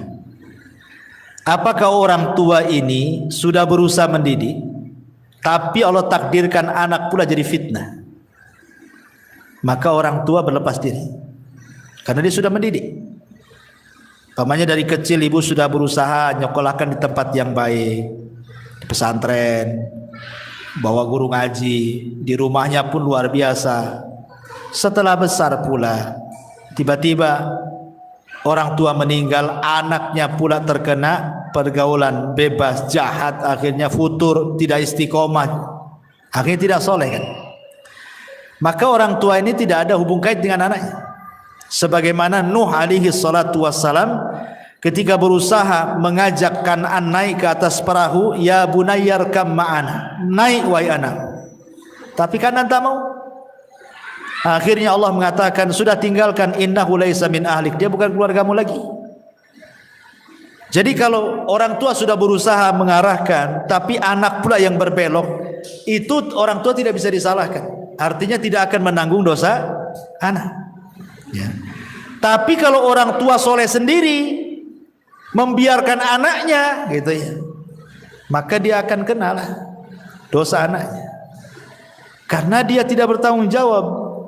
Dia akan terpengaruh di situ dan dia pun pasti akan mendapatkan hal-hal dalam kuburan kan, karena itu kan termasuk dosa. Orang tua membiarkan anaknya tidak bertanggung jawab kan dosa. Iya jelas, karena dia berbuat dosa lah kan gitu. Di dunia aja berbuat dosa. Orang tua membiarkan anak kan dosa. Jelas dosa anak. Bahkan itu termasuk durhakanya orang tua kepada anak. Seperti yang dulu pernah saya ceritakan, ada anak dilaporkan sama orang tuanya ke Amirul Mukminin Umar bin Khattab karena jahat. Kata orang tua ini, wahai Amirul Mukminin, hukum anak saya, jahat dia sama saya, kata. Akhirnya Amirul Mukminin lihat dohir kasusnya, hampir mau menghukum anak itu. Kata anak itu cerdas, tunggu dulu wahai Amirul Mukminin, bisa enggak saya bicara, kata. Kata Amirul Mukminin, bicara. Anak ini mengkiaskan, Amirul Mukminin, saya enggak bercerita, kata. Ada orang membeli seorang budak wanita. Kemudian digauli budak wanita itu. Setelah hamil dia tidak suka kehamilannya, dia hanya ingin gauli saja. Lahirlah kemudian dari budak itu anak laki-laki. Karena tidak suka dari awal, tidak punya keinginan punya anak dari budak, akhirnya dibiarkanlah anak itu sampai besar, akhirnya jahat. Kira-kira wahai Amirul Mukminin, yang disalahkan bapaknya, tuannya, atau anaknya kalau itu jahat? Kata Amirul Mukminin, ya bapaknya lah salah. Kata anak itu kisah itu saya ini, kata. Maka Amirul Mukminin mengatakan, tutup kasus. Sebelum anakmu durhaka kepadamu, engkau sudah durhaka kepada anak. Kan itu ceritanya. Ya, jadi tidak semua durhaka itu berasal dari anak orang tua pada anak pun bisa durhaka, gitu maksudnya. Ketika tidak mendidik, kan berarti kan dosa besar, dia melanggar karena tidak bertanggung jawab. Sementara Rasul mengatakan kullukum ra'in wa kullukum mas'ul, kalian itu pemimpin dan akan ditanya setiap kepemimpinannya, kan. Ya jelas pengaruh itu, dosa anak itu akan terbawa kalau itu kesalahan orang tua. Ya, wallahu a'lam. Tadi Ustaz sampaikan amal soleh yang tidak umum tempat tadi, yang silakan belum dijawab, belum dijaga, Ustaz. Yang pertama, ketika kita dalam majelis. Yang kedua, ketika di dalam kuburan, dalam lingkungan siang. Terus yang kedua itu ya? Yang kedua di akhirat. Ya, ketika dalam bentuk catatan. Iya.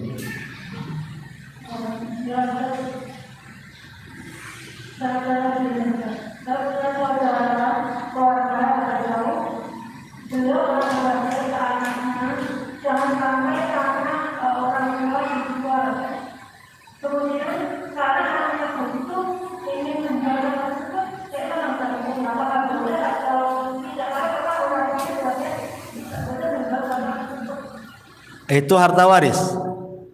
Harta waris dibagi, dijual. Karena wasiat itu tidak boleh di atas kebatilan. Wasiat itu harus yang baik. Itu kan wasiat jangan dijual, kemudian meninggal, nanti jadi ribut ahli warisnya. Ya kan, wasiat itu yang baik. Kalau yang tidak baik kan tidak perlu ditaati.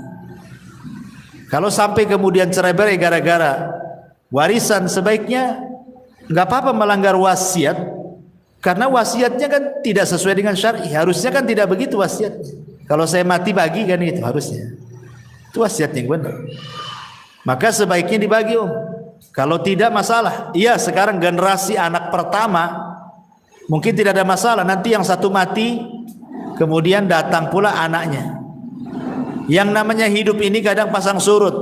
Kadang-kadang saya pernah menyaksikan, Bu, ada orang itu ketika ekonominya bagus, dia nggak mau harta waris, nggak mau, cukup dengan yang ada saja. Allah takdirkan bankrupt dia, baru ngorek-ngorek waris. Artinya bahwa manusia itu pasti akan mengalami pasang surut, kan. Ada orang yang ketika sehat merasa saya tidak perlu waris, ketika sakit nggak punya duit, mau berobat, melirik harta waris akhirnya, kan.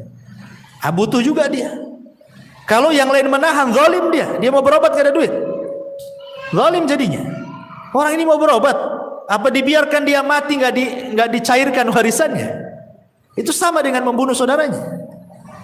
Ya, sebaiknya makanya kata Rasul itu cepat waris itu dibagi, supaya satu bermanfaat bagi ahli waris, untuk modal, untuk biaya perobatan, untuk pendidikan anak, atau manfaat bagi si mayat. Boleh jadi anaknya yang baik, dia dapat waris karena sudah kaya, warisan gak seberapa, saya sedekahkan sajalah untuk orang tua saya, kan jadi manfaat, kan. Jadi manfaatnya itu bisa ke orang mati, bisa ke ahli warisnya. Itu kalau waris itu. Kalau tidak, banyak konflik itu, banyak bunuh-bunuhan gara-gara waris. Ya, silaturahim terputus gara-gara waris. Banyak madharatnya waris itu kalau nggak seperti begitu. Wallahu a'lam. Salah satu yang seperti orang yang kami tahu, bagaimana dengan orang kafir ketika meninggal itu karena dibunuh kemudian kedalaman apakah kita dianggap Kalau dia mati kafir ya lah. Kalau dia mati kafir, umpamanya dia mati kecelakaan, ya tetap dia akan dapat azab kalau dia mati kafir. Karena kekafiran itu kan sudah pilihan dia. Kita ini sudah diutus Nabi, sudah dicetak Quran banyak-banyak, ustadz-ustadz di mana-mana berceramah gitu kan. Tetap saja dia dengan kekafirannya. Apakah Allah akan disalahkan? Tidak. Wa ma kunna mu'adzibina hatta nab'atha rasulah. Tidaklah kami mengadab sebuah kaum sampai kami utus rasul. Dan rasul sudah diutus. Kenapa tidak mencari kebenaran? Enggak ada lagi hujah. Ya, dengan diutusnya rasul, dengan diturunkan Quran itu sebagai hujah, tidak ada alasan lagi kita di hadapan Allah. Ya, wallahu a'lam. sama yang kata waris tadi ya Ustaz. Ya. Seandainya seorang suami sudah meninggal ya Ustaz, kalau dia tidak punya anak dan ditinggalkan itu berupa uang atau rumah yang ditempatinya, itu atau rumah itu juga langsung harus dibagi Ustaz. Itu kalau rumahnya pemilik suami itu. Terus bagaimana kalau rumah itu memang mahal pernikahan dia tersebut? Apakah juga harus dibagi Ustaz? Yang jelas bahwa apapun bentuk waris itu cepat dibagi. Karena kesalahan di masyarakat itu, contoh nih, bapaknya meninggal, ibunya masih hidup. Kadang-kadang nggak mau dibagi, ibu masih ada kan. Padahal itu bukan bagian ibu semua. Anak laki-laki dapat, anak perempuan dapat. Harus dibagi sebenarnya. Tinggal nanti ibu ikut siapa kan itu. Anaknya yang harus memikirkan kondisi ibunya.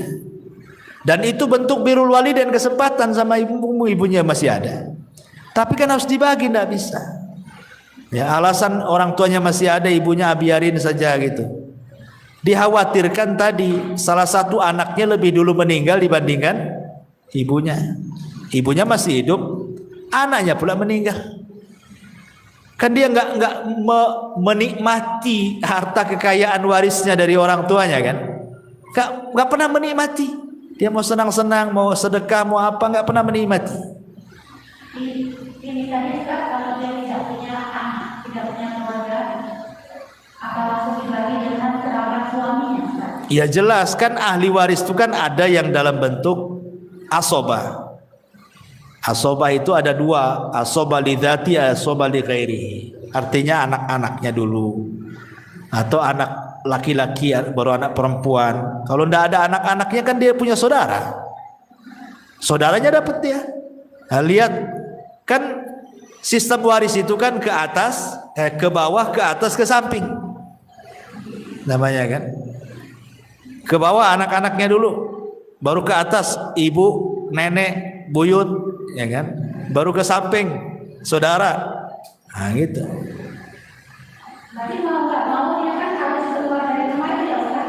Ya dibagi, harus dibagi. Secara warisnya dibagi dulu. Wallahu a'lam. Bismillahirrahmanirrahim Ustaz. Waalaikumsalam. Ini mau bertanya tentang tata cara pengumpulan semalam Ustaz. Sebelum semalam ini meninggal, semalam ini berpesan agar dikumpulkan sesuai dengan ini. Iya. Dan yang itu di wasiat ini seperti istrinya gitu. Karena istrinya tidak memiliki kekuatan, jadi sama pihak keluarga itu dikumpulkan tidak sesuai sunnah. Itu apakah yang menjadi wasiat tadi mendapatkan dosa? Ya, alhamdulillah. Ya sebenarnya kalau ada wasiat itu kuat. Orang yang dapat wasiat memandikan itu dia sangat kuat posisinya. Pamannya nih, ibu punya suami, kemudian sebelum meninggal tolong bilang sama Ustaz Abu Meroh, beliau yang mandikan. Berarti saya ini lebih kuat dibandingkan keluarga, karena saya pihak orang yang diwasiati, lebih kuat posisinya. Ya, harusnya kan pihak keluarga tahu. Nah, makanya kenapa wasiat itu kalau bisa perlu ditulis. Kalau sekarang mungkin direkam gitu ya, ada handphone kan. Nah, kadang keluarga nggak percaya kan, mana ada deh wasiat-wasiat, pandai-pandai kau aja katanya. Takutnya gitu pula kan. Makanya harus ditulis wasiat itu supaya dibaca oleh semuanya. Ya kalau keluarga nggak percaya kan ada bukti itu. Datangkan orang pintar, para ustadz, nanti kan dijelaskan sama keluarga. Ya, karena masalah wasiat itu kan semua orang paham, takut melanggar wasiat itu. Ya. Sekarang masalahnya kalau wasiatnya hanya berbisik-bisik sebelum meninggal, dia berbisik, tolonglah kalau saya meninggal kau yang mandikan. Nah, tapi karena terkalahkan dengan keluarganya, akhirnya yang harusnya ibu mandikan keluarganya pula yang lain, atau orang lain fardu kifayah yang lain mandiin kan itu. Ya minimalnya ibu ikut mandikan di situ, ikut mandikan di situ. Nah, sebagai bentuk pengamalan wasiat tadi. Karena sebenarnya kalau itu suami istri yang berhak memandikan ya pasangan masing-masing. Ya, jadi kalau meninggal istrinya suaminya mandikan atau sebaliknya, karena hanya dua orang inilah yang berhak melihat aurat dari ujung kaki sampai ujung kaki. Yang lain tidak boleh. Ya, yang boleh memandang aurat semuanya itu hanya suami ke istri atau istri ke suami. Kalau yang lain memandikan itu agak ribet karena harus ditutup auratnya kan. Walaupun anak-anaknya, tetap kalau dia sudah balik ditutup kan gitu. Tapi kalau suami istri bisa terbuka semuanya. Jadi yang lain hanya pamannya naruh saja gitu ya. Ya istrinya kan bisa. Ya namanya kan telanjang kan lebih luas mandikannya. Yang penting sudah diletakkan di tempat kerandanya kan. Bisa sendiri asal sudah ditaruh, karena dia leluasa namanya. Lain dengan kalau yang orang lain kan harus ditutup auratnya dulu, minta diguling sana sini, nggak repot. Sementara kalau suami ke istri atau istri kepada suami lebih leluasa dia memandikannya itu. Harusnya kan seperti itu harusnya, tapi kan ternyata tidak seharusnya. Ya rupanya dimandikan orang lain kan. Pertanyaannya tadi, apakah yang diberi wasiat berdosa gitu kan pertanyaannya. Kalau yang memberi wasiat kan sudah meninggal, cemana dia berdosa? Otomatis kan apakah yang diwasiati kalau tidak melaksanakan berdosa? Ya jelaslah kalau dia tidak melaksanakan dan dia tidak ada uzur. Lain kalau uzur pemain sakit, dia tidak bisa memandikan atau jauh, tolonglah pamannya orang Amerika, tolong Ustaz Abu Meroh mandikan. Saya ke Amerikanya kapan kan itu? Ada uzur kan? Atau sakit atau apa lain? Lah nggak ada uzur gimana kan? Ya harus dimandikan dia. Kalau nggak ada uzur. Dan dia berhak namanya istrinya kepada suami, itu suaminya kan lebih berhak sebenarnya. Maksudnya lebih punya power gitu kan. Ini suami saya. Gitu. Saya berhak memandikan. Kalaupun yang lain ikut ya silakan dari keluarganya kan. Tetapi tetap yang diberikan wasiat harus ikut mandikan di situ. Wallahu a'lam. Tapi apabila ada seseorang mu'alaf meninggal kemudian dimakamkan dengan cara kafir, bagaimana hukumnya? Ya ini berdosa ini. Satu kampung berdosa. Karena kan fardu kifayah. Kalau seandainya nih orang satu Puskopkar nih, ada orang muslim meninggal, anggap mu'alaf, kemudian dibiarkan dikembalikan ke keluarganya yang kafir, berdosa semua. Kenapa? Karena fardu kifayah itu kalau ada yang melaksanakan sebagian gugur bagi yang lain. Tapi kalau seandainya tidak ada yang melaksanakan, berdosa semua. Ya. Kecuali kalau memang dari pihak keluarga maksa kan, ini anak saya, kalian yang nggak usah ikut-ikut kan. Sementara kita tidak punya pemerintah yang kuat menekan bahwa seorang muslim tidak boleh lagi dimandikan oleh keluarganya yang kafir kan. Ya itu kan darurat namanya. Tapi kalau kita biarkan jelas-jelas dia seorang muslim, tidak dimandikan, berdosa semua lah. Karena fardu kifayah itu yang kalau sudah dilaksanakan sebagian berarti gugur bagi yang lain. Kalau tidak dilaksanakan berdosa semuanya. Alhamdulillah. Ya, wallahu a'lam. Ya saya kira cukup. Hampir jam 12. Subhanaka bihamdika asyhadu an la ilaha illa anta astaghfiruka wa atubu ilaik.